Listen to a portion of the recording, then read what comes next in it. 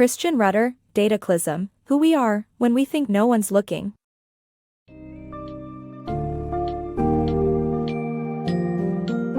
In today's digital age, the internet has provided us with an unfiltered window into human behavior, enabling researchers to gather vital insights into our unspoken preferences and motivations. Enter the thought-provoking world of Is Dataclysm, Who We Are, When We Think No One's Looking, by Christian Rudder, which delves into fascinating data gleaned from the dating website OkCupid. Discover how online information reveals our true preferences for partners, highlights our true writing abilities through channels like Twitter, and even brings forth our propensity for racism and hateful expressions.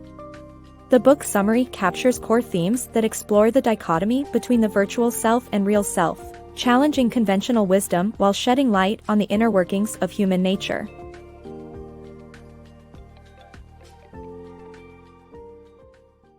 Uncovering true dating preferences.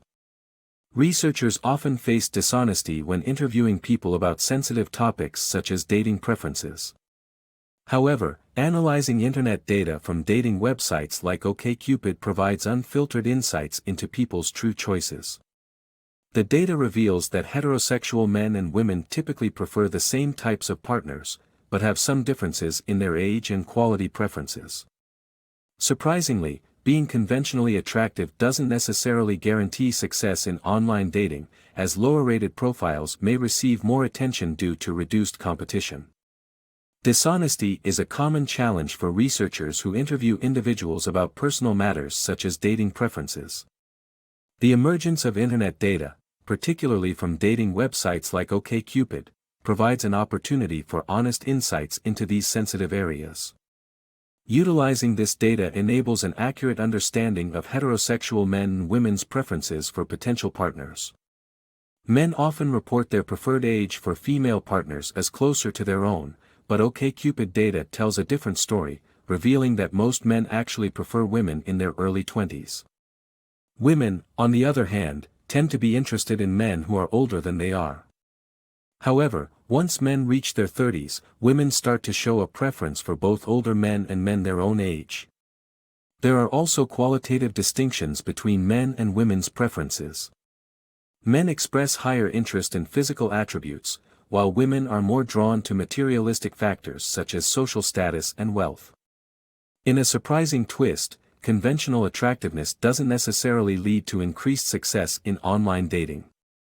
Data suggests that lower-rated profiles can receive greater attention due to an assumption of reduced competition. For example, a woman with a profile rating of 2 out of 10 is more likely to find a match than a perfect 10. The reasoning behind this is that interested men perceive less competition for the lower-scoring woman's attention, thus increasing their chances of success. In contrast, higher-rated profiles may give potential suitors the impression that competition is high, making them less appealing. By analyzing internet data from dating websites, researchers can bypass dishonest answers and obtain a more accurate understanding of people's dating preferences. This information ultimately reveals our genuine inclinations in seeking out potential partners, even if they don't align with what we initially report. Writing thrives online. The internet, often accused of degrading our cognitive abilities, has undeniably fostered one skill: writing. In today's digital age, people write more than ever, with social media platforms serving as the primary means of communication.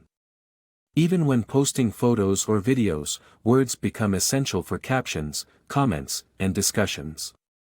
Surprisingly, more writings on Twitter will emerge in the next 2 years than the total words in all the books ever printed. The brevity required on platforms like Twitter challenges users to be concise and expressive. Research counters the notion of dumbed-down writing online, showing abbreviated language usage is not inherently linked to Twitter. Linguists found that tweets have a high lexical density, sometimes comparable to the syntax in professionally written articles. In conclusion, whether through casual captions or thought-provoking tweets, the act of writing is flourishing in the age of the internet. Power of interpersonal connections. Interpersonal connections have always been significant, even before the age of social media. Pixar's atrium bathroom design, aimed at sparking interdepartmental small talk, illustrates how even casual conversations can fuel innovation. These loose ties can spread word-of-mouth information quickly, leading to unexpected success.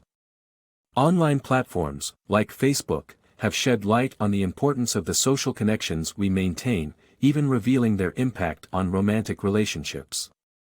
The number of mutual friends shared with a spouse can determine the longevity of the relationship. Understanding the role of web-based behavioral data is crucial in today's interconnected world. Snap judgments and schemas.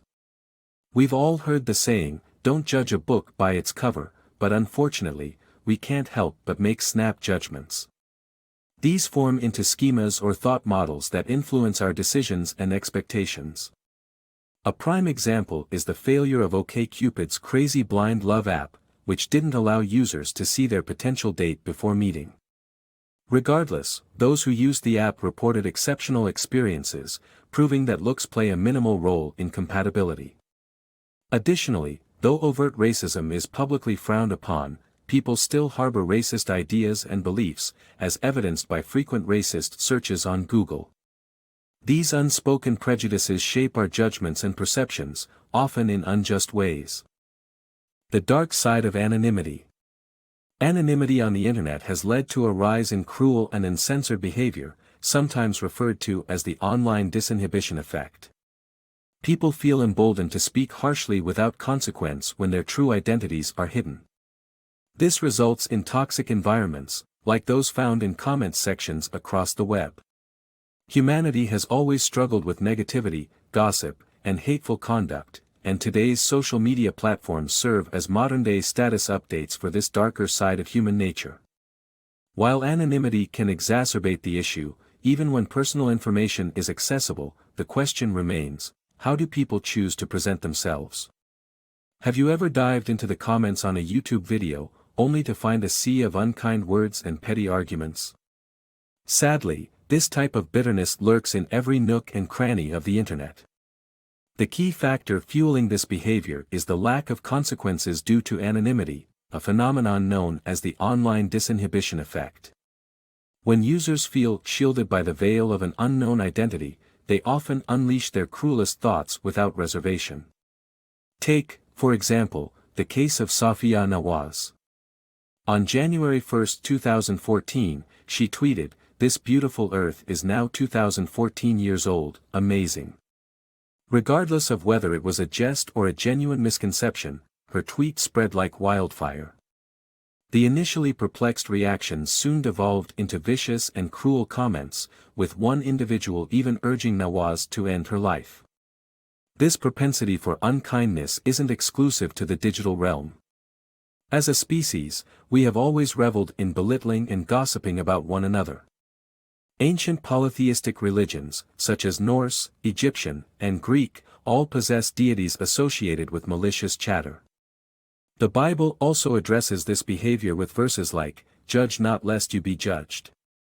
The negativity and hatred ingrained in humanity find their home on various social media platforms, including Facebook, Reddit, YouTube, and Twitter. Anonymity undoubtedly adds fuel to this fire, but how do people behave when their personal details are more readily available? The discourse on public profiles is also worth examining to understand the complex nature of online identity and self-presentation. Identity through language. The words we choose in our everyday language can reflect our identity, as seen through the lens of dating profiles and social media. In online platforms such as OkCupid and Twitter, distinct phrases correlate with ethnicity, gender, and culture. For instance, white men often use phrases like, "my blue eyes," and "Allman Brothers," while Asian women might use, "tall for an Asian," and "Taiwan." Gender language preferences predictably follow societal norms, with women talking about nails and makeup, and men discussing their PS4 and squad. Interestingly, some words like the and pizza transcend these boundaries, hinting that we might share more common ground than we initially assume. Balancing privacy and connectivity. The pervasive nature of the internet raises questions regarding privacy. How much do individuals actually have? We can control privacy to a certain extent, depending on the extent of our social media usage.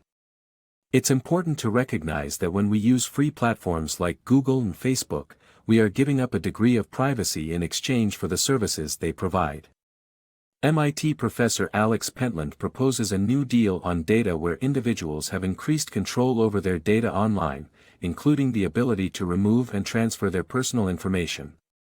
Ultimately, the level of privacy one has is determined by one's own choices and actions online.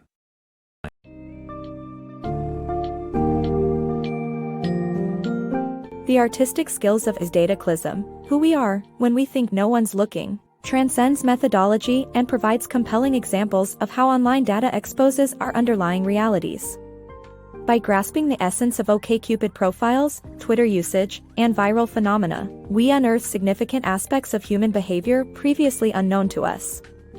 Embracing the realm of online disinhibition, cultural vocabulary, and digital privacy, we gain a deeper understanding of the fascinating complexities of human interaction in our increasingly connected world. The pervasive message of Dataclysm is that we have much to discover about ourselves and the world by observing our online behavior, a powerful form of self-reflection, capable of fostering growth and change in our society.